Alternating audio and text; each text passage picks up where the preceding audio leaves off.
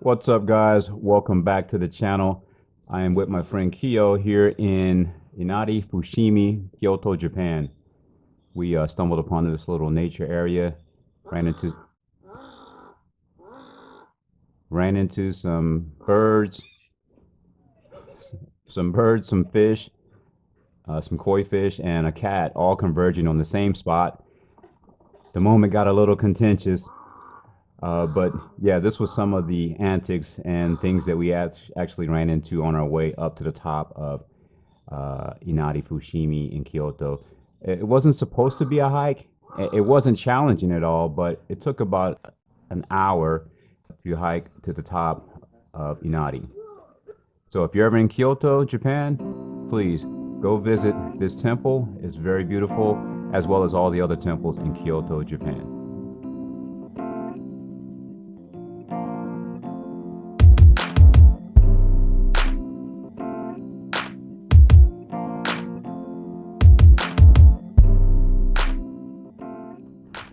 At the entrance of Inari, there are several large Torii Gates, and they are usually placed at the entrance of somewhere spiritual or sacred.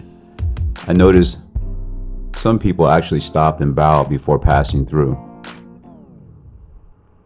Kyoto overall is a beautiful city. It used to be the capital of Japan before moving to Tokyo around the year 794.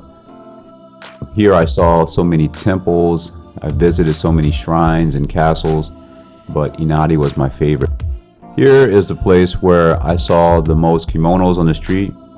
It was really a beautiful sight to see a wedding with the bride and groom in their kimonos taking pictures. Along with that, there are so many great places to eat with cuisines that are specifically unique to Kyoto.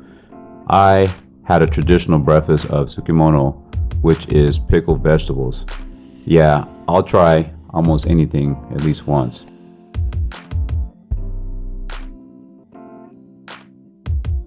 I passed through thousands of these Torii Gates on the way to the top, where I got to the shrines and people were there praying.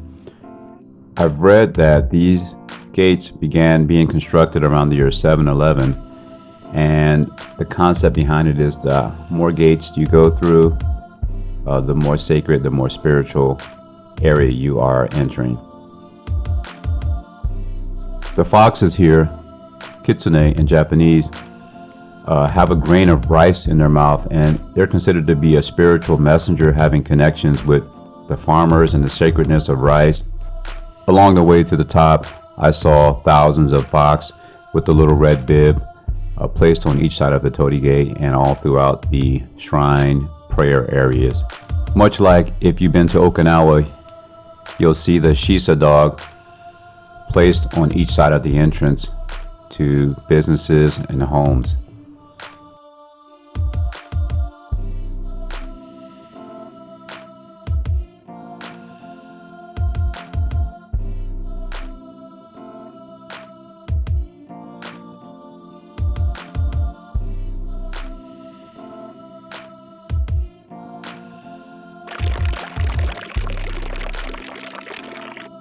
One other bit of information I was able to decipher through conversation with my friend that I don't think is usually discussed is on each of the Torii columns you'll see some writing, and what it is told to me is that these are the inscriptions or the names of the companies and families who donated to have that column replaced or that Torii Gate actually built. It was said that this is a way for the family or the company to pay respect to a spiritual place, and it's also believed that it will help that company become prosperous.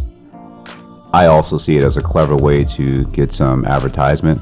Either way, it makes a collective effort to keep this beautiful and iconic location a top destination for tourists.